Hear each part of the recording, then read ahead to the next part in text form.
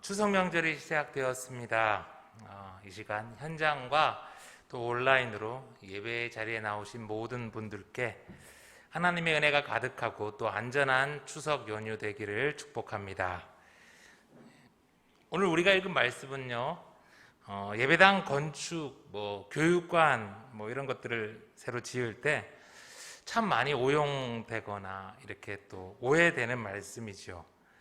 가난한 한 과부가 자신이 가진 헌금 전부를 헌금함에 넣었고, 예수님께서 누구보다도 많이 헌금했다고 칭찬했기에 교회에서 헌금할 때 이제 많이 이렇게 단골로 인용되는 그런 본문입니다. 전적으로 틀린 말은 아니지만 이렇게 말씀 전체를 보지 않고 이제 가난한 과부가 이제 헌금함에 다른 누구보다 많이 넣었다라는 그 한 구절만 이렇게 떼어서 강조한다면, 우린 예수님이 성전에서 정말로 하고자 하셨던 그 말씀의 의미를 오해하거나 잘못 이해하게 되는 것 같습니다. 41절부터 44절까지 이 가난한 과부의 이 헌금 이야기는 38절에서 40절까지 바로 위에 나오는 서기관들을 조심하라는 이 말씀과 함께 짝을 이루고 있죠. 그러니 서기관들을 조심하라는 그 말씀 없이 과부의 헌금 이야기만 이렇게 따로 떼어가지고 헌금을 강조하면 그러면 안 되죠. 오늘 과부의 이 헌금 이야기는 서기관들에 대한 예수님의 이 경고의 말씀 그 연장선상에서 함께 이해되고 해석되어야 합니다. 마치 지난주에 이제 포도원의 그 악한 농부의 그 비유를 말씀드렸는데요. 그게 이제 뜬금없는 예수님의 비유가 아니라 예수님께 그 권세가, 그 권위가 어디에서 오냐고 이렇게 시비를 걸었던 대제사장과 종교 지도자들에 대한 예수님의 답변이 이제 그 포도원의 악한 농부로 이렇게 나왔던 것처럼요. 오늘 마가가 이 말씀을 이제 기록한 때는요, AD 70년 그 로마에 의해서 예루살렘과 그 성전이 무너지기 좀 전입니다. 그러니까 마가는 이제 성전이 완전히 무너지는 그리고 멸망당하는 모습을 보지 못했죠. 그러면서 오늘 예수님께서 하신 이 말씀, 서기관들에 대한 경고와 심판의 메시지를 쓰다 보니 이제 세 줄로 간략하게 기록하고 있습니다. 그런데 마태는 오늘 이 상황을 동일하게 기록하면서 그는 AD 70년에 이제 예루살렘 성전과 그 성이 다 무너지고 완전히 파괴된 것을 보고 나서 이 복음서를 기록했기에 마태는 마태복음 23장에서 이 예루살렘 성전의 파괴와 그 멸망의 원인이 된 이 종교 지도자들에 대한 예수님의 분노 아주 강하게 표현하고 있습니다. 그래서 마태복음 23장, 동일한 상황을 묘사한 마태복음 23장에 보면요, 무려 예수님이 7번에 걸쳐서 심판의 말을 쏟아내고 있어요. 23장 13절부터 시작되는데요. 화 있을진저 외식하는 서기관과 바리새인들이여, 너희는 천국 문을 사람들 앞에서 닫고 너희도 들어가지 않고 들어가는 하는 자도 들어가지 못하게 하는도다.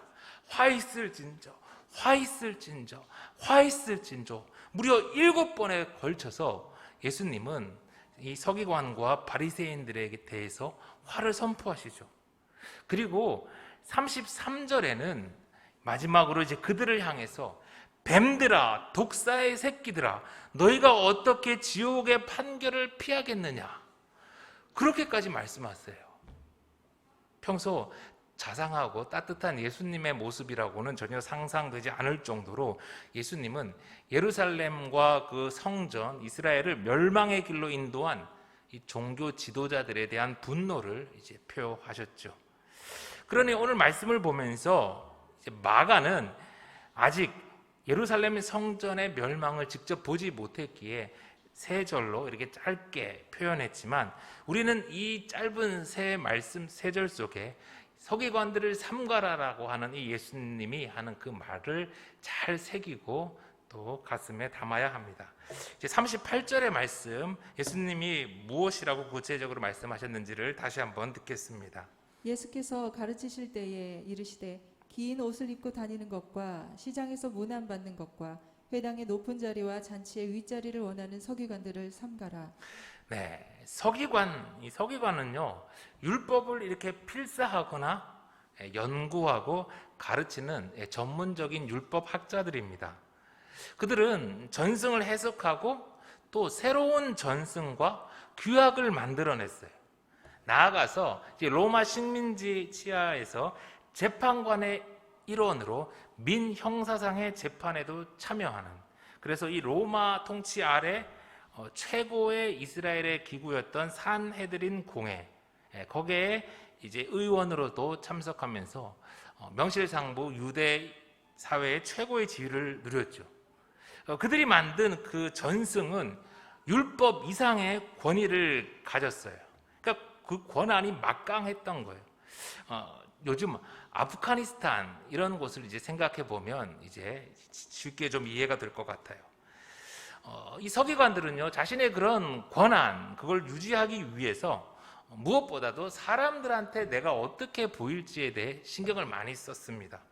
그래서 그들은 다른 사람들과 구별이 되는 긴 옷을 입었는데, 이제 찢찢이라고 하는 이렇게 이렇게 꼬인 이런 술이 담긴 옷인데요, 613개의 율법을 의미하는 그 파란색과 흰색 실을 매듭지어서 꼬아낸 그 술들을 이 옷에다가 이렇게 길게 이렇게 달아서 자신이 율법을 잘 지키는, 남들과는 다른 그런 사람임을 이렇게 강조했어요. 이게 많이 꼬아서 이렇게 하다 보니까 이제 땅에 줄줄 끌릴 정도까지 된 것이죠. 서로 이렇게 길게 늘어뜨리면서 내가 이렇게 율법을 잘 지키고 구별된 삶을 사는 것을 이렇게 보이면서 이제 자랑하며 살았어요. 그러다 보니까 그들은 그런 자신들의 모습을 통해서 시장에서 다른 사람들한테 인사받는 것을 무척 좋아했습니다. 그리고 회당의 높은 자리와 잔치의 윗자리를 그들은 탐했죠. 안타깝지만 지금도 비싼 양복을 입고서 구별된 그런 옷을 입고서 또 좋은 차를 타면서 사람들한테 인사받는 걸 좋아하고 상석에서 대접받고 자신의 이름이 알려지기를 좋아하는 목사들이 많이 있습니다. 예수님은 분명히 말씀하세요. 그런 목사들을 조심하라고요. 마태복음 23장에서는 예수님은 왜 오늘날로 치면 이제 서기관들, 오늘날로 치면 완전 목사 같은데요, 왜 그들을 조심하라고 하는지 그 이유까지 분명하게 말씀해 주고 계세요. 23장 13절을 한번 다 들어보세요. 화 있을진저 외식하는 서기관들과 바리새인들이여, 너희는 천국 문을 사람들 앞에서 닫고 너희도 들어가지 않고 들어가려 하는 자도 들어가지 못하게 하는도다. 평생을 교회 다니며 열심히 신앙생활을 했는데 목사를 잘못 따라가서 천국에 들어가지 못한다면 그것보다 이 세상에서 더 억울한 일이 어디 있겠습니까?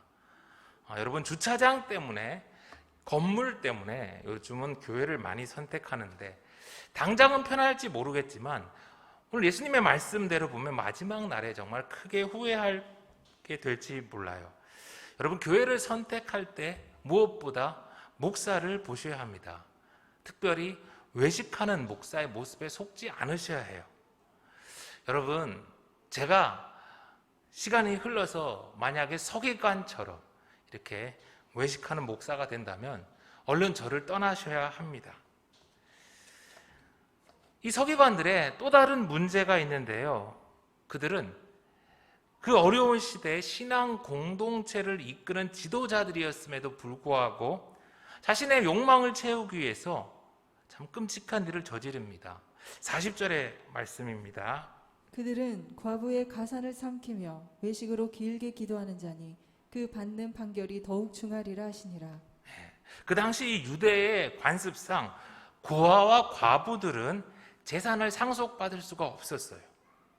그래서 그 고아와 과부들이 살기 위해서 자신이 받아야 할 그 유산을 서기관들에게 이렇게 맡기게 됩니다.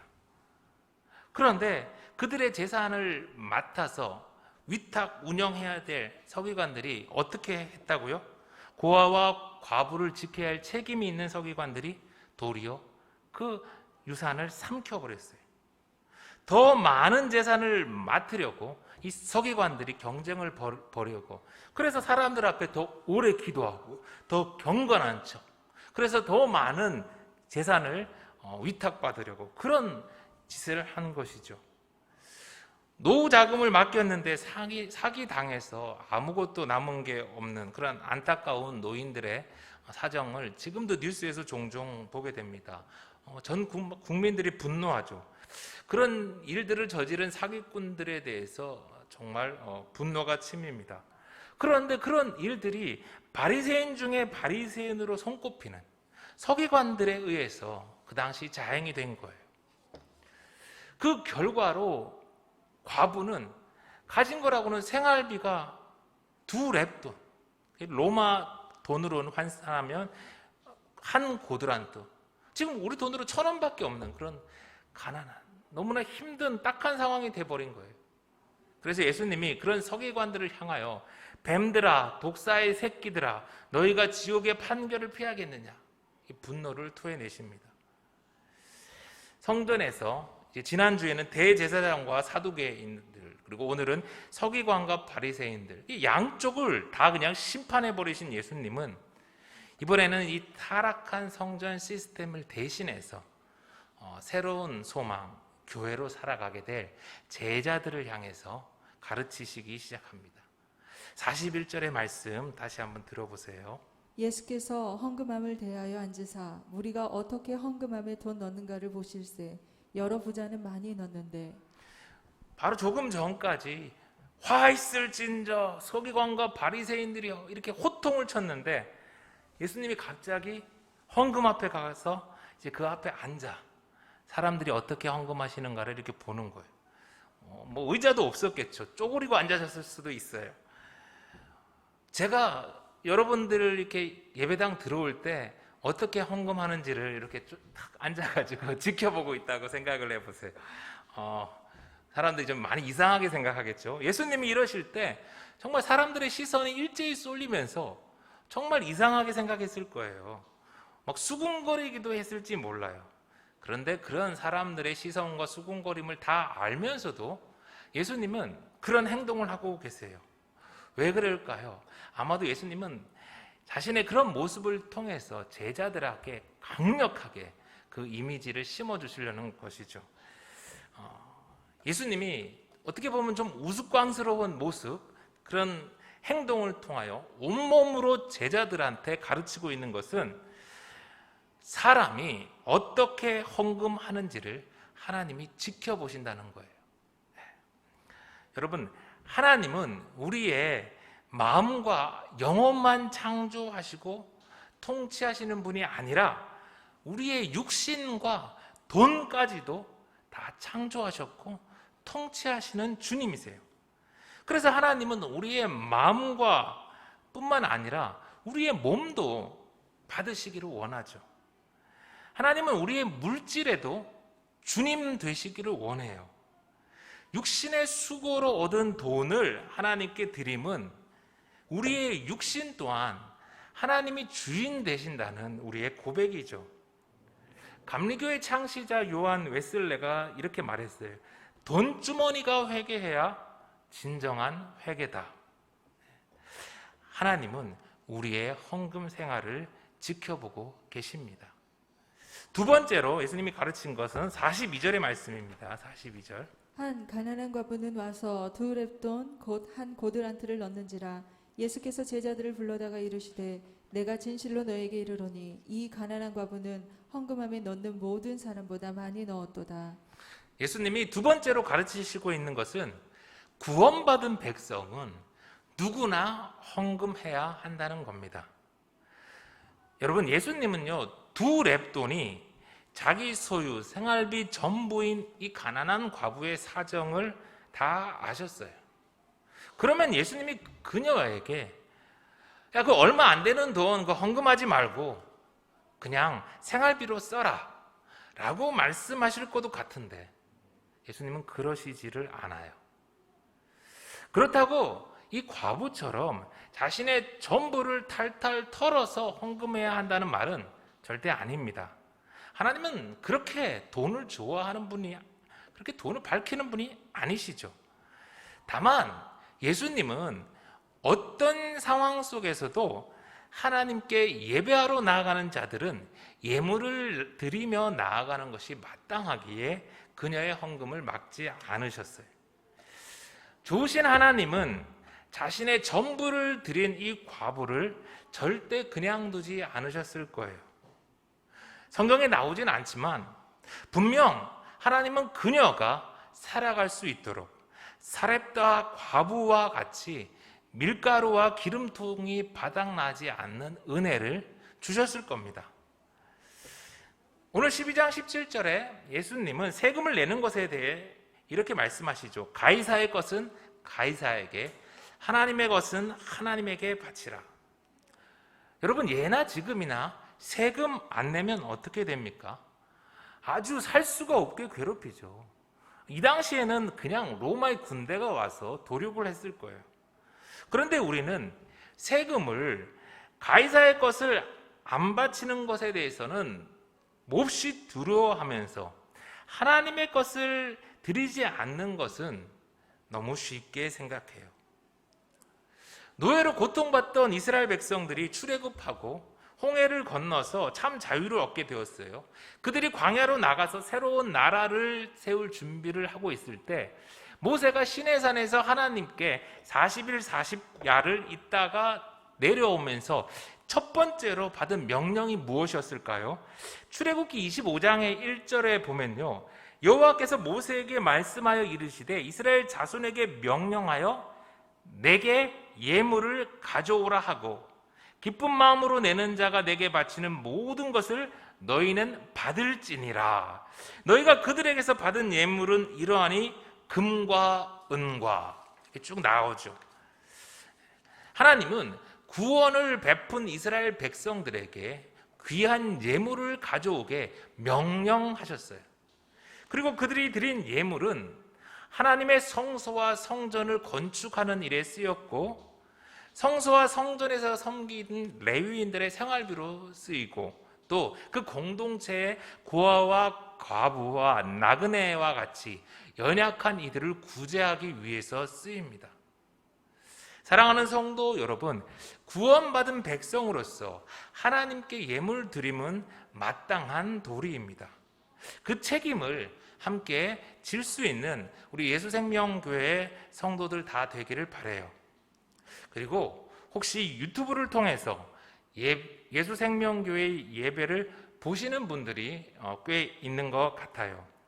그동안 혹시 이 예배를 보시기만 했다면 이젠 적은 양이라도 꼭 예물을 드리며 예배 드리기를 간절히 소망해 봅니다. 이제 세 번째로 44절의 말씀입니다.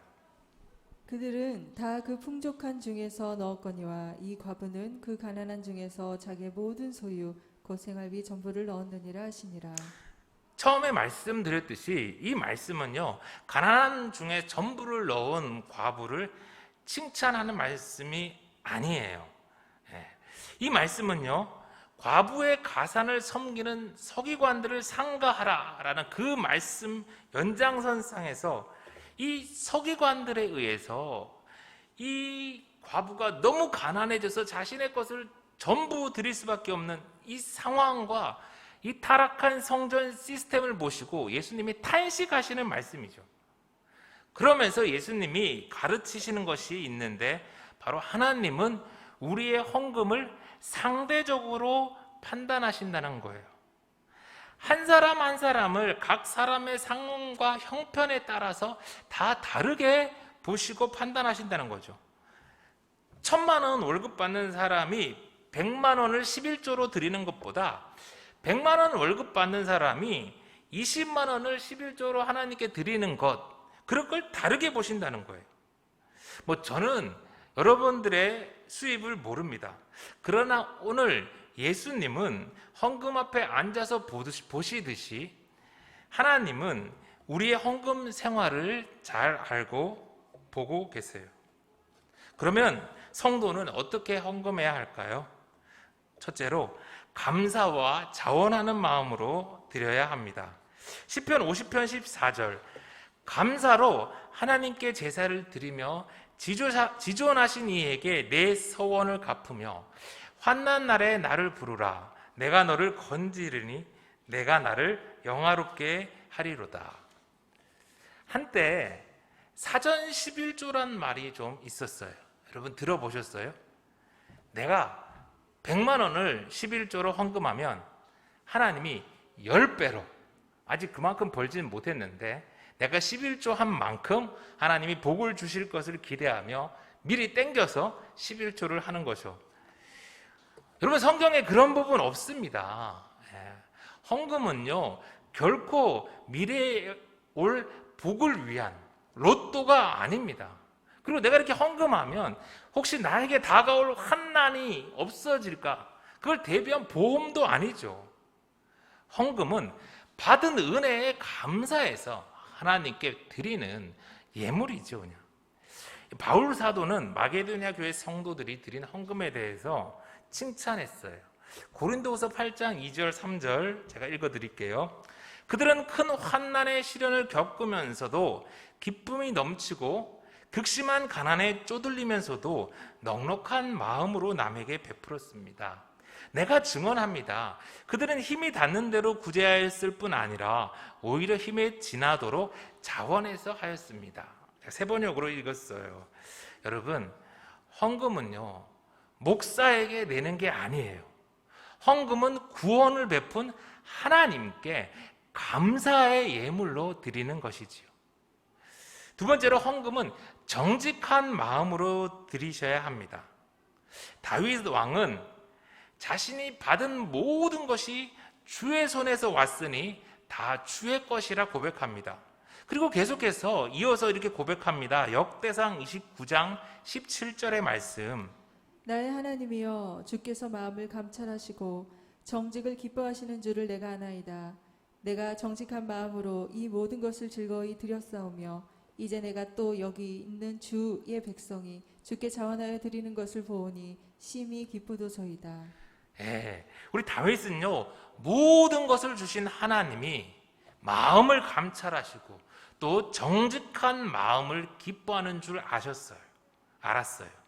그래서 다윗은 정직하게 주님의 것을 주님께 드립니다. 아나니아와 삽비라라는 사람도 초대교회에서 많은 은혜를 경험합니다. 여러분 지금도 그렇지만 땅을 팔아서 그 큰 돈을 헌금하는 사람이 보통 일입니까? 그러나 너무나 안타깝게도 그들은 그 귀한 일을 했지만 마음을 감찰하시는 하나님을 속이려 했고 그래서 심판받았죠. 사랑하는 성도 여러분, 이제 말씀을 마쳐요. 하나님은 우리의 헌금 생활을 불꽃 같은 눈으로 지켜보세요. 헌금의 액수가 아니라 나의 자녀들이 얼마나 정직하고 얼마나 감사한 마음으로 드리는가를 예수님은 그 부푼 기대하는 마음으로 지켜보고 계세요.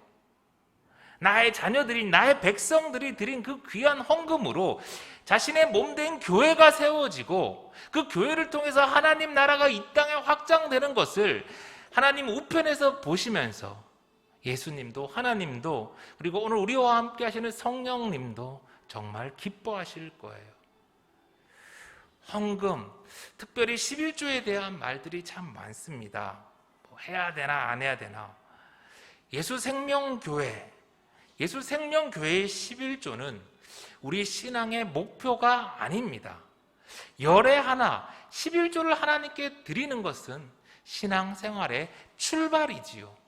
제자로서 부름받은 우리의 목표는 10의 1이 아니라 우리의 몸, 우리의 삶 전체를 우리 주님께 드리는 것입니다. 그러므로 형제 자매들아, 내가 하나님의 모든 자비하심으로 너희를 권하노니 너희 몸을 하나님이 기뻐하시는 거룩한 산 제물로 드리라. 이는 너희가 드릴 영적 예배니라. 기도하겠습니다.